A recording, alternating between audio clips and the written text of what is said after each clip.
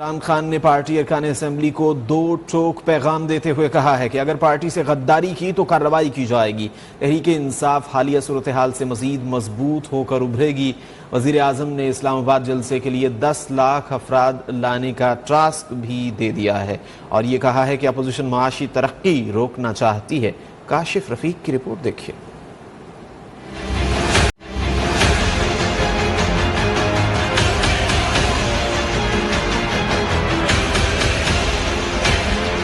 تحریک انصاف کا بڑا فیصلہ، کپتان نے کھلاڑیوں کو اسلام آباد میں 10 لاکھ لوگوں کو اکٹھا کرنے کا ٹاسک دے دیا۔ وزیر اعظم نے اسلام آباد، راولپنڈی، چکوال اور گرد و نواح کے ارکان اسمبلی سے ملاقاتوں میں حتمی پلان ترتیب دے دیا۔ کپتان نے اسلام آباد کی تنظیم کو میزبانی کرنے کا ٹاسک سونپ دیا۔